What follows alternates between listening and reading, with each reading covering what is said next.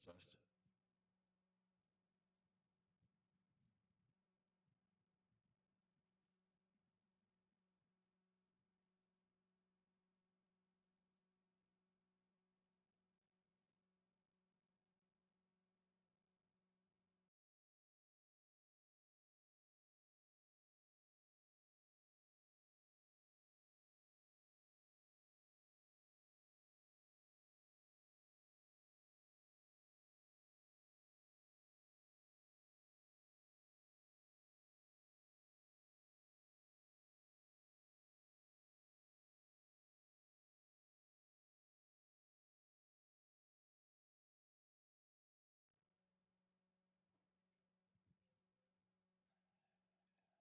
Good day, everybody.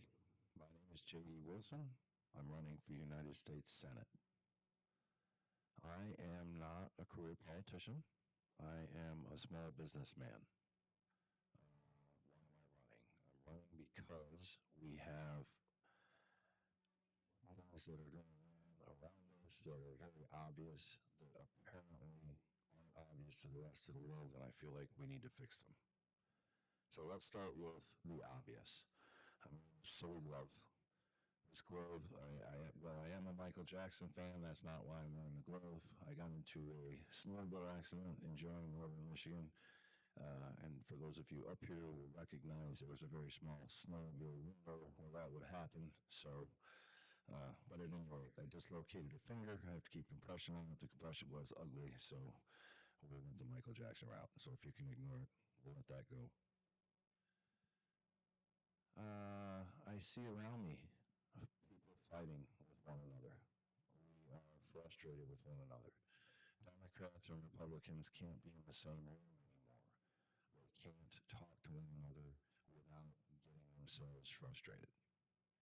As I'm out on the campaign trail, I have people literally get infuriated with my message, and my message is fairly benign, really, at the end of the day. We do have the most obnoxious part, perhaps, of our election, if you will, is our Stop Biden Now concept. And the reality is, right after we had those printed, we recognized that Biden could barely make his way across the stage. So is it Biden? No, it's not Biden. Who is running our country? There's a question that we ask, right? Um, so, why am I here? Well, it's a fabulous weight loss process. I'm walking off camera. I'm thinking that's probably not a good idea.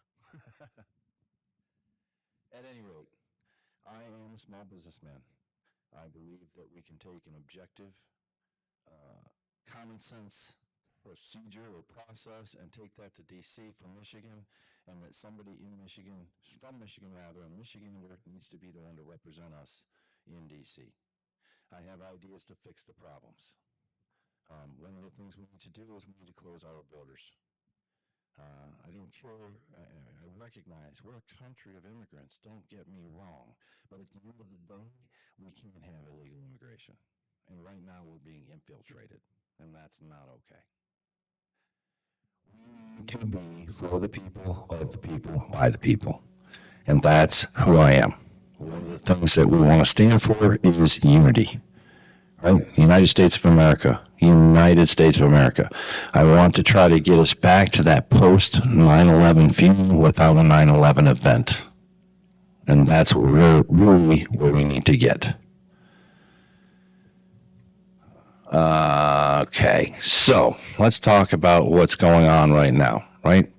Right now, if you look at this seat, the front runner for this seat is somebody that they took out of retirement, retired in 2017. Thank you. Retired in 2017, retired to Florida, took his family to Florida. He was a United States representative who ran his term. The establishment thought that nobody good was going to run. This is before we jumped in, of course. And they brought him out of retirement. Now, he's former FBI. He's former CIA Intelligence Committee. And he sends out his press releases calling them intel briefs.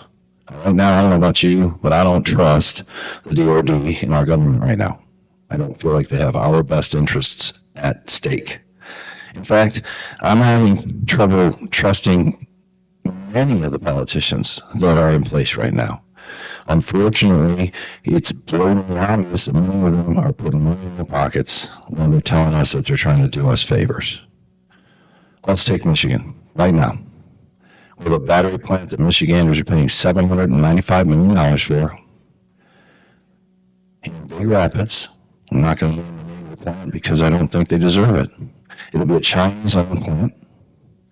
In order to work for the plant, you have to declare your allegiance to the CCP, which means no Michiganders are going to work at this plant.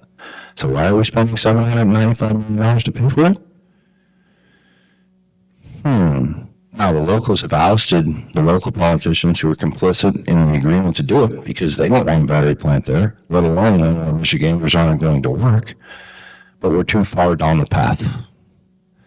That's our politicians on the take. You don't need the proof. The proof is in the pudding. The empirical evidence is obvious. Who's on the take? Chase the money. It's simple enough. We'll be able to figure it out, I promise you. But it's not just there. That corruption goes up on both sides of the rail. So at the end of the day, what do I stand for? I stand for unity. One of the things that I plan on putting back into place is free and objective journalism. Now, I said this on a radio interview, and I think that I offended the journalists. Let me be very clear here. I think the journalists are trying their best to do the job. I don't think it has anything to do with the journalists. It's their bosses. It's the editors. It's the owners. It's the people with an agenda, and their agenda is to divide us, and it's working. It's working. While I'm a fellow Republican, I recognize to get this seat, we have to compromise. And if we don't compromise, we're not going to get anywhere. Now, that doesn't mean I don't have my values. I'm going to keep my far-right values. However, at the end of the day, when I talk to Democratic constituents and I start asking questions like, are you really for an open border? Well, no, I'm not for an open border. I just don't like that president. Well, okay, but the reality is you need to vote for what you believe in. Do you believe in defunding the police? Oh, absolutely not. I don't believe in defending the police, but I don't like that guy in office. Well, okay. At the end of the day, right, any more than a MAGA Republican is somebody that's always kicking people off their feet, using the N-word, and hating LGBTQ+, that's ridiculous. We are a country of immigrants. We're all different, to each their own. I'm not going to control it, and nobody should. And I don't believe that other Republicans want to control anybody's lives. At the same time, stay away from our children until they're 14, 15 years old. If I ask a Democrat, do you want your child exposed to pornography before they're 14 years old? Absolutely not. I don't think that's okay. Okay, then that's where we're at. Now, one of the things that scare me are the tenets of communism. It might surprise you to know that back in 1963, in January, a gentleman named, and let me know, I want to get this wrong, Albert Herrell was a Democrat in Florida in 1963 in January. He wrote in 45 tenets of the communist agenda for the United States. So, 61 years ago. And I'm only going to read a few of these. Capture one or both political parties in the United States. Any possibility that maybe the parties aren't doing what you thought they were doing, or what you expected them to do? If you think about what their tenets and their values were, even 10 years ago, you're going to see that they're not exactly the same as what they were. Get control of the schools and the teacher associations, soften the curriculum, gain control of the student newspapers, infiltrate the press. Now, folks, I don't care what side of the press you're on, we're not getting true stories. We're not getting the truth. Period. If you're stubborn and you're looking at both sides, then you may be getting some constant, you maybe can try to come to the middle, but even then, we're not getting the truth. We're being fed narratives. In the United States, For generations, we trusted our press to press the government, and they're not doing that for us. This needs to be fixed, and I have solutions for these things, by the way. Every one of these problems I'm talking about, I have solutions for. So, at the end of the day, we are going to, let's start with the first one, capture both political parties. Well, we're going to point out the fact that people aren't doing what they're supposed to do. I'm a rhino hunter, and frankly, I'm a dino hunter. Well, if you're in office and you're lying about the party you're really with, then you're not being honest to the American people. Control of the schools. Schools need to be controlled by the states, the federal Board of Education, and local parents need to be involved. And the parents above the government need to be in control of our schools. The press. I have a method, I have an idea, we have a plan to restore, again, free and objective journalism, both in social media and media. At the end of the day, everybody's going to want to be objective, and if you're not objective, you're going to have to declare it like the old days.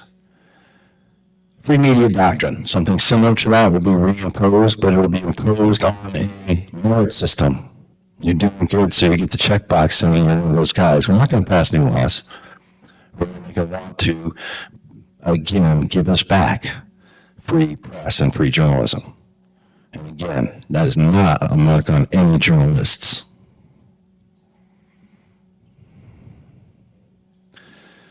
All right, so here's one. Eliminate laws of governing obscenity, call them censorship. Censorship, right? Obscenity is still freedom of speech. We are a freedom of speech team. All right, I got a couple more here, and then we'll go to the audience for questions. We're going to run an abbreviated session tonight. Let's see. Oh, here's one of my favorites. Present homosexuality, degeneracy, and promiscuity as normal, natural, and healthy. In today's parlance, that essentially says LGBTQ plus is normal, and the rest of us are not. And this is something that really, really, really sticks with me. I'm not anti-LGBTQ plus, but I don't ask for a parade for heterosexuality either. And I'm okay with the fact that you want to present it. But again, stay away from the kids. Stay away from the kids. If they want to go into that later, then that's up to them. If they are where they are and the parents are involved, that's up to them. But it's ridiculous to pressure folks to go in those directions. All right. Let me back off a bit here. What's my plan to control illegal immigration? This is something that our team has been working on. We call it BAD, B-A-D. And this may go against some grain, but at the end of the day, it is what needs to happen. We need to build the wall, 100% build the wall. We need to close that border. You come through the way that you're supposed to come through, or you don't come through at all. We need to arrest the illegal bad guys, those that are violators. The human traffickers, the drug traffickers, the cartel members need to be arrested, period. And at the end of the day, this group of people that have been running across the border since Biden took over need to be deported. If you've come in illegally, and you don't have some other reason or method or offerage for why you're here legitimately, then you need to be deported. Right now, the problem that we have is these people are coming in, and they're basically becoming members of the process of society, which in a normal scenario, if they came in fairly, it wouldn't be a problem with me. It wouldn't be a problem with most Americans. But we're now changing the voting segment. So the thought is that we allow these folks in. Most states now are issuing driver's licenses, and all it takes is declarations of citizenship to register to vote. And that is a little bit scary. So I don't have anything against folks, but right now the people coming across the border aren't just people from South and Central America that are oppressed. We have people from all over the world infiltrating through that south border. I said before, we're of the people, by the people, for the people. But if the people become our enemies, then what? We're already seeing protests at our schools, and they're essentially honoring terrorists. And I don't want to go down too far down this path tonight because it's really not on our agenda, but the Israel-Hamas concept, I have sympathy for the civilians caught in that process, but you understand that those civilians are very, very anti-American. And my mother used to say something to the effect of, be careful who you hang out with, right? If you're revolving around a terrorist government, or terrorists have control of the government, and that's where you evolve, then what's going on there is horrible. I'm not saying it isn't, but if the terrorists just let the hostages go, the whole thing comes to a halt. So instead, they cry about the fact that people that aren't involved are being hurt. And again, I have sympathy for those folks, but we've got to look at the bigger picture.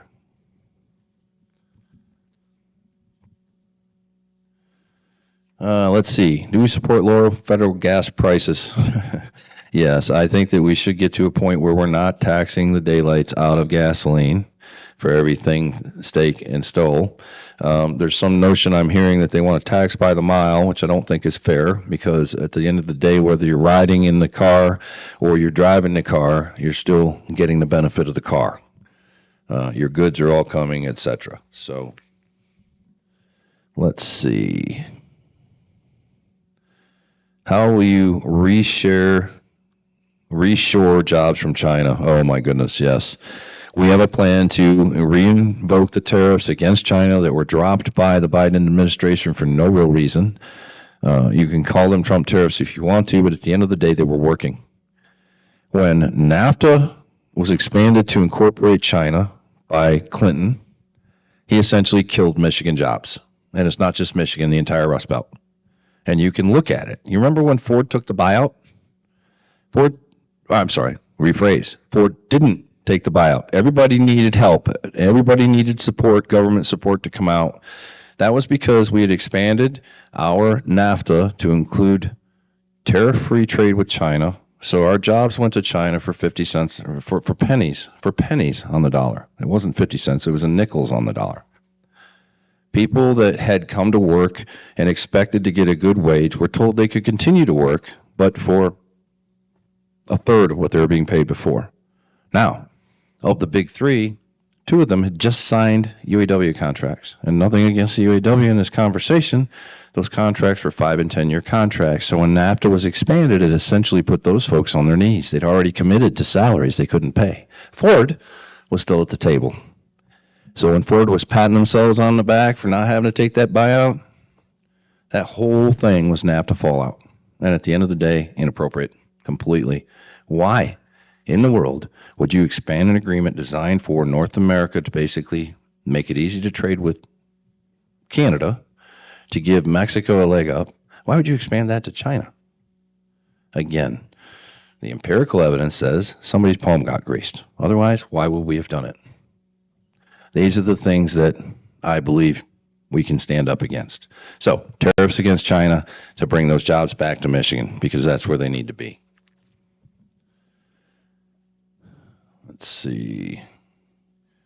What can you do with the drain the swamp and take back our government from special interests? Yeah, I'm a big rhino hunter. I'm a huge rhino hunter.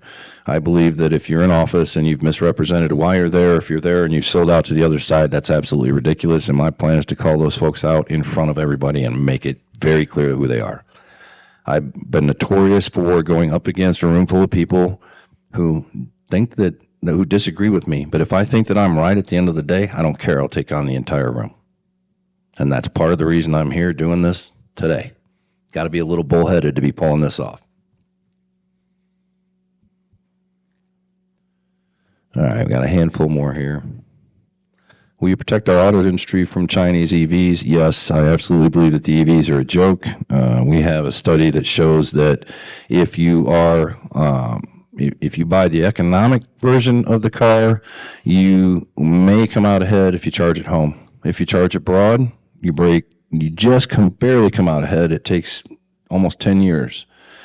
You break even at almost 5 the other way. Now, none of this, by the way, takes into account the green footprint it takes to build those cars, to strip mining, to get those batteries online, etc. So these are things that all need to be kept in track of as well. But the mid-size car, if you charge at home, you just barely come out ahead. If you charge abroad, you lose. Anything bigger than that is a lose-lose scenario. So not something that you want to be doing. All right. Actually, we go a little further with the EV stuff. They did some comparisons on what it costs to drive an EV 100 miles. And if you drive an EV 100 miles versus buying 100 miles worth of gasoline. And in those examples, almost essentially bore out the similar results to what we were describing a few minutes ago. So at the end of the day, EV sounds really good, but the environmental impact is no better than a pickup truck, full size.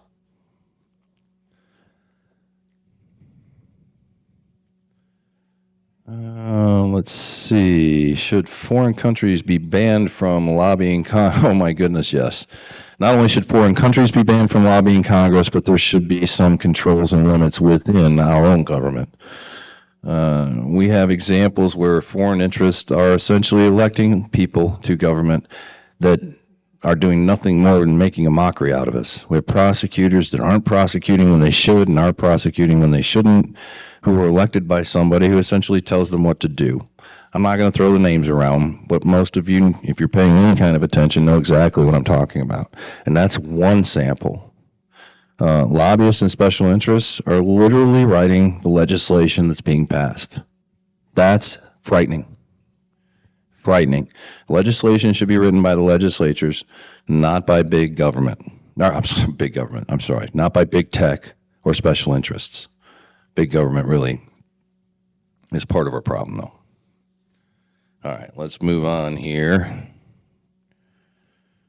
Solution for expanding energy capacity in U.S. production is to go back and take our time transitioning to renewable energies. I don't have any issue with doing it, but we can't do it overnight, and we shouldn't do it at the expense of the American people. It's absolutely ridiculous. At the end of the day, we need to take our time and transition over, and not at the cost of our environment there either. Solar panels do some serious damage to the environment, much like the strip mining. They don't biodegrade well. They're not being recycled. So conceptually, we're just printing a bunch of plastic under the guise of saving ourselves with solar. Wind also has some challenges, but I think we're going in the right direction. Really, though, the true answer is to reinvoke nuclear safely and with good control. All right, let's see. Got to have these glasses for this. Positions on stronger penalties for fentanyl. Right now, we're not only ignoring fentanyl, but we're ignoring the fact that China is supplying the countries that are making the fentanyl the products that they need to make the fentanyl. So I don't understand why we're ignoring China. They have essentially called us their enemy. Now, when I start asking people, this one I do get interesting response to. One woman said to me, I don't care about any of it. At the end of the day, stuff is cheap. And if that's true, folks, that's scary for us. We have tickers that we run that show the companies that began as United States companies that are now owned by China in one way, shape, or form or the other. Forbes magazine is one of those. Where do you get your financial advice? We're getting financial advice from a country that calls us their enemy.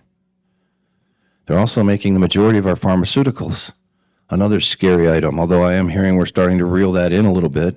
But at the end of the day, how could we possibly be in a scenario where that's going on? Or if we did have to go to war with the country, they could cut us off from the medications we need to survive day to day. So these are the things that concern us. All right, fentanyl.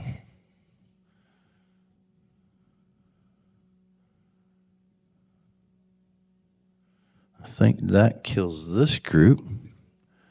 All right. What restrictions would you put on AI and deep fakes? Okay, so artificial intelligence. I mentioned that I'm a small business guy. I'm not sure if I got how far into what I do. I am an IT guy. In fact, I started my career here in working on a project for the state of Michigan. We put out their accounting and their materials management systems, so their purchasing systems. We installed those and saved Michigan taxpayers millions of dollars because they didn't have to have couriers, they didn't have to have paperwork going back and forth. It's a pretty big deal. Now, AI was the question. Artificial intelligence is very, very, very scary. Well, first of all, yes, we need limits and controls on what can and can't be done. I'm hearing about fake commercials, I'm hearing about fake voiceovers, etc. Of course, that can't be legal. But I don't know how to explain how that is just a kernel of the reality of what artificial intelligence can do. It's tantamount to playing with the viruses, with the coronavirus. The concept of a computer becoming essentially self-aware and somehow deciding that mankind is its enemy sounds sci-fi at the moment, but the reality is if all it chose to do was go after all of our corporate accounts and just attack them, that a computer program deciding to do that maliciously could be so much more damaging than just a human doing it. So when they talk about reeling this technology in, it isn't on fake voices and fake commercials. It's on making sure that our entire infrastructures aren't attacked. So there are controls that absolutely need to be put in place, and the exploration of this absolutely needs to be controlled. And the scariest part of it all is that there are going to be organizations who aren't going to work by those rules, and that has to be taken into consideration as well.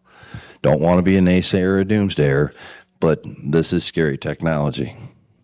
And the other item is I highly encourage everybody to recognize that we need to exist in our society with or without technology, because if something like that does go on, our technology as we know it will be, we'll just put more frustrating than it is today. All right, let's see what we got here. All right, there are a few other facts that I'm going to throw out to you. Do we have any other questions that anybody's thought of that we don't have in a list? Yes, sir.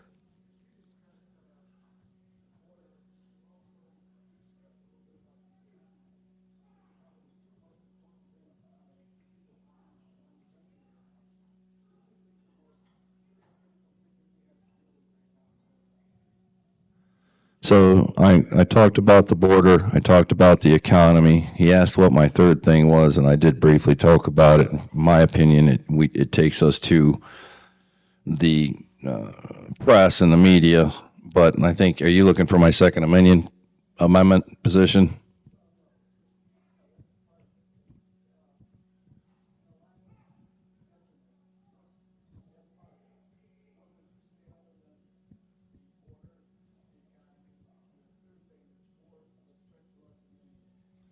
Okay, so so the question was, if the threat to us is the border, and then the second thing is the economy, what is the third thing? And the third thing is corruption, and corruption combined with the fact that we're on our way to some of these communist tenets is very, very, very scary to me. And you combine that with the fact that we're being essentially infiltrated and that small communities are being created that are anti-American, that's also very scary to me.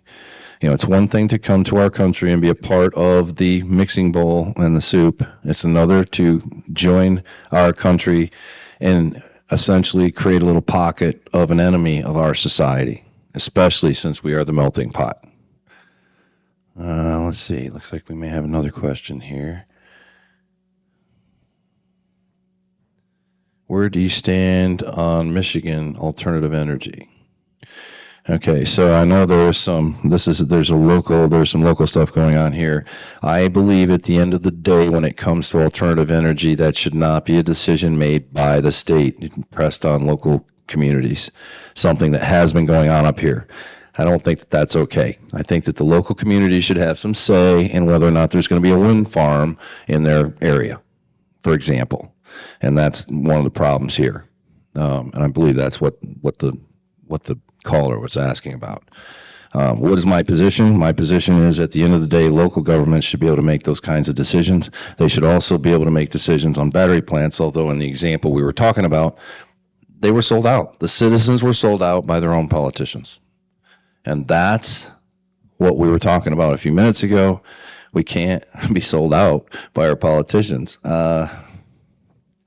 Mr. Smith goes to Washington, and most of the younger folks listening to this are not going to know what I'm talking about. I encourage you to look it up. Perhaps I'm naive, but that was the design of the system. That's where we need to be at the end of the day. We're supposed to be represented by the people, and we're not right now. We're represented by people that are under control by other people, and that is why I'm running. I'm running because my telephone number won't change. I'm handing business cards out with my telephone number on it. That's my personal number. That number's not going to change when I'm elected. There's a reason that I want that kind of personal interaction. There's a reason I'm doing this meeting today, is so that you have a chance to come in here and ask me questions, and I can answer those questions. That's why we're here. Oh, all right, let's see. Any other questions? All right, I have some closing facts that you might enjoy as Michiganders. Yes, please.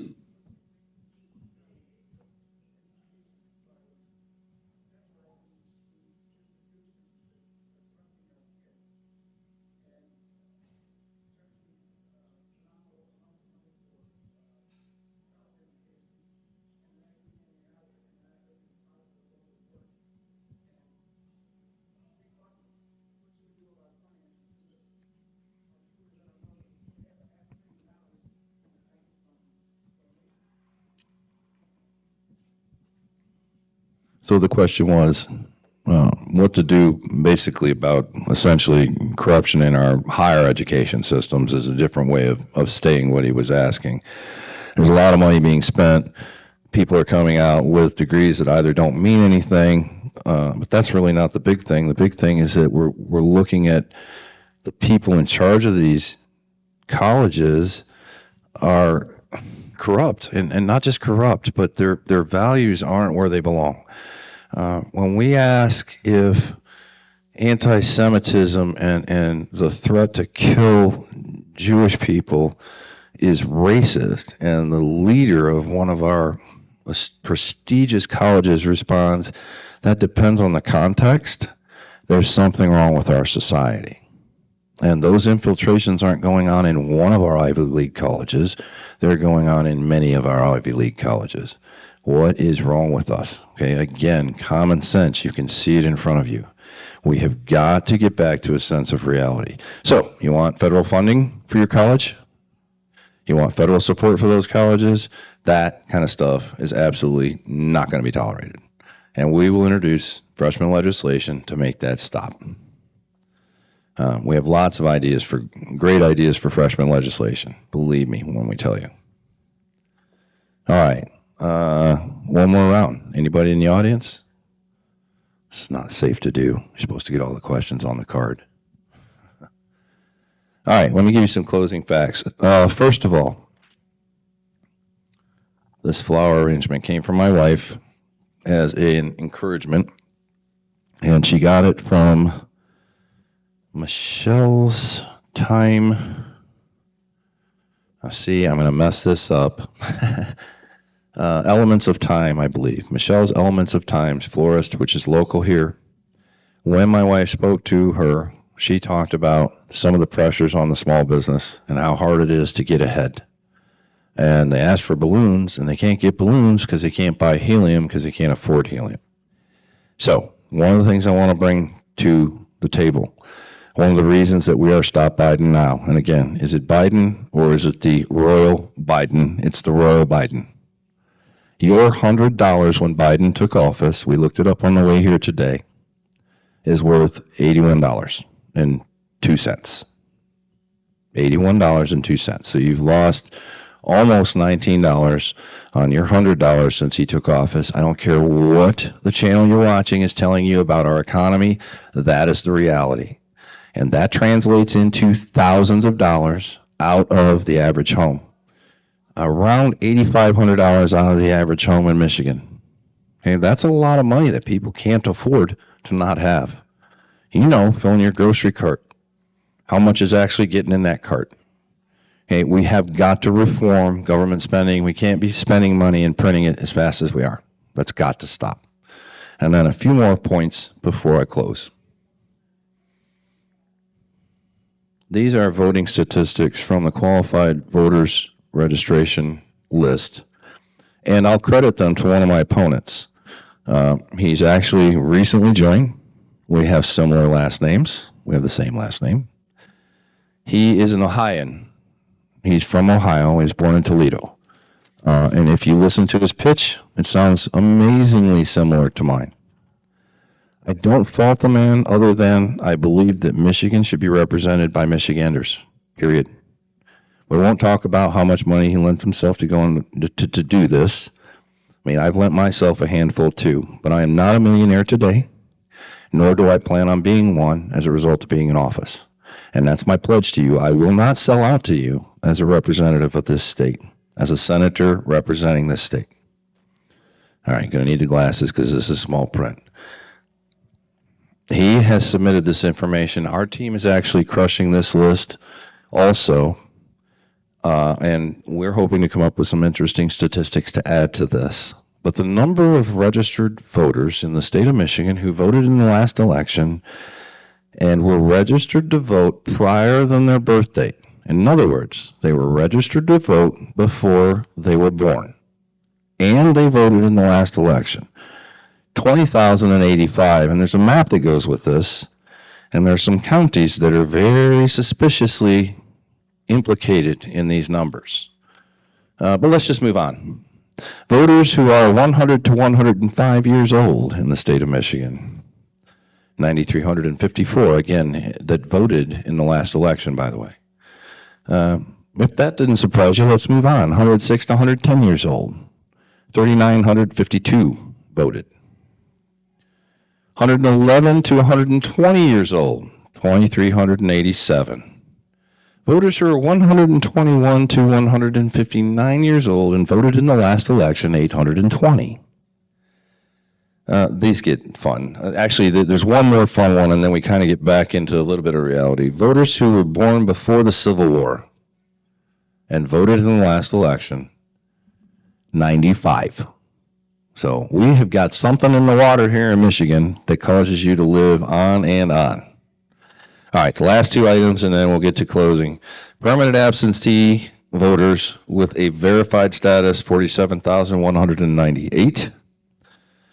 Permanent absentee voters with challenge statuses against them who voted again in the last election, 11,138.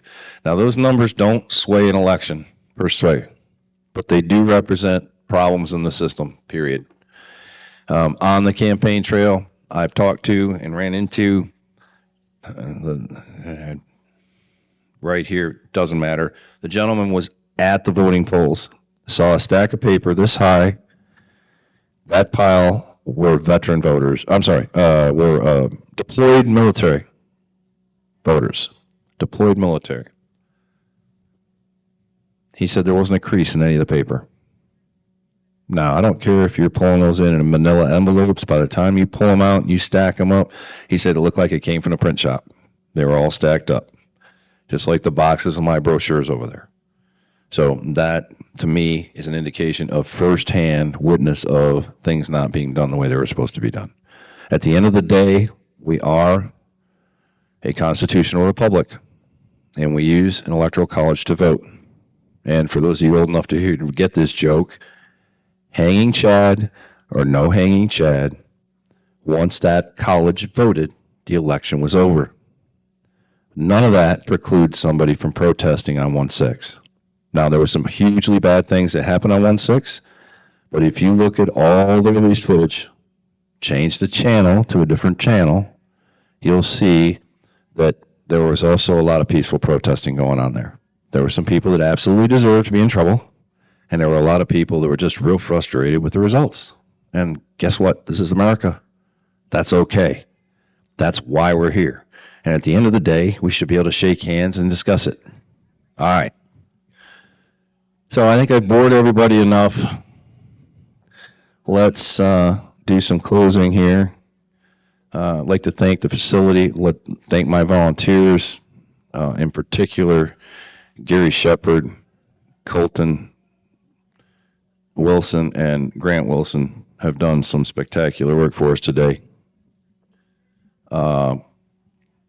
Let me see. Thank you to my wife. Thank you to Michelle's Flowers. Thank you to, I think I said the facility, but we'll say it again. In closing, please make your way to stopbidenow.com or jdwilsonforsenate.com. Check out the site. Volunteer if you can. We need your help as grassroots here. If we want to take this back from the establishment, we need your help. Every $5 counts. Obama was elected on $5 of a donation. That was his whole thing. So if you really want to matter, if you really want to make a difference in Michigan, and you don't want to go back to the established political way, I'm your guy. Throw me that $5. Throw me that $10. Throw me that $1,000. You can give up to $3,300 for the primary and up to $3,300 for the general. You want to give me the whole thing? We will love you on camera. Okay, at the end of the day, we need that kind of support. And if you don't give us that support, then we can't continue. I can't do this alone. I can fight for you. I can take that. I'm going to take a pay cut. I'll do that for you, and I'll fight for you tooth and nail, but you got to tell me that you want me to do it. And the way you can do that is to donate. All right, on that note, we're going to close down. I think we're a lot ahead of schedule, but that's okay. We got some mingling I want to do after the fact. Thank you all for coming. We appreciate you. Again, stopbidenow.com, J.D. Wilson for United States Senate. I am the Michigander for the Michiganders. I'm one of you. Thanks all. Appreciate it.